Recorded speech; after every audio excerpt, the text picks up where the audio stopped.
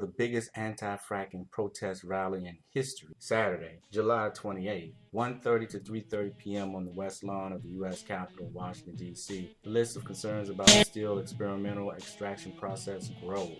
Dubbed to Stop the Frack Attack, the National Day of Action is supported by more than 100 community groups and organizations from Pennsylvania, West Virginia, New York, Maryland, Texas, Wyoming, Ohio, Colorado, New Jersey, New Mexico, Idaho, Virginia, and North Dakota. With tens of thousands of wells already drilled and potentially hundreds of thousands to come, now is the time to stop and make sure all of that extraction is being done safe for the sake of the land and water, and the millions who are already or who may soon be living next to a natural gas well pad. While protests against fracking in individual states is growing, organizers felt it was important to present a united front in the nation's capital, reminding the president and Congress that the issue will definitely be front and center come election day. Today, Congress has exempted the oil and gas industry from 7 laws that usually serve to protect communities surrounding fossil fuel extraction sites. Those laws include the Clean Air Act and the Safe Drinking Water Act, and have left communities fighting fracking with little or no protection from contamination despite widespread evidence of danger.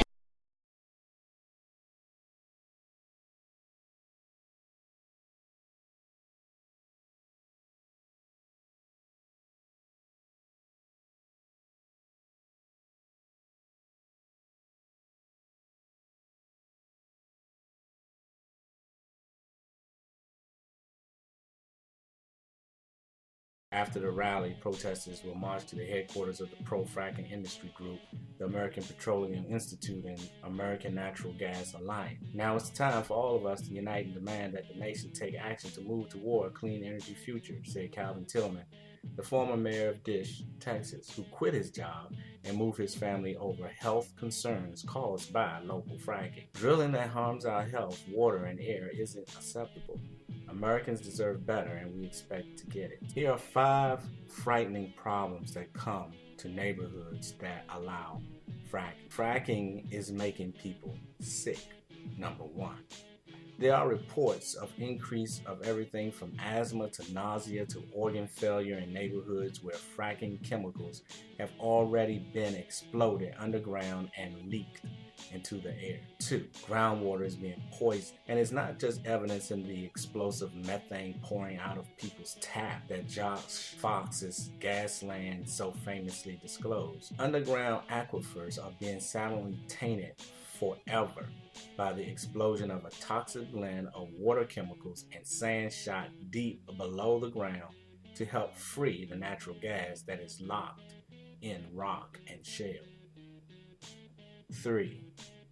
Even the natural gas industry admits that 20% of its wells will fail, in most cases meaning the cement casing that is supposed to contain the chemicals will crack and leak. 4. If fracking comes to your town, an industrial wasteland will certainly follow. Explosions, truck traffic, foul-smelling air, and depleted water sources will become your daily headache, and the local infrastructure, roads and bridges, taxed and destroyed. If the moratorium is lifted in New York State and fracking is allowed, it's anticipated that somewhere between 40,000 and 80,000 new wells will be drilled. Each will require an access road, a 5-acre well pad, a spider web of pipelines to help deliver the gas once it's above ground, 50,000 gallons of chemicals, 4.9 million gallons of water, and 1,000 diesel truck trips. 5. Wastewater is left behind. Those 5 million gallons of water and 50,000 gallons of chemicals that go down into each well don't stay underground. Most come back out in a messy, toxic sludge, which then has to be stored somewhere.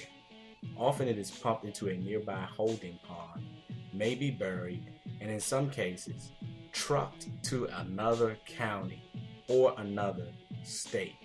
where it is injected underground to poison for a second time.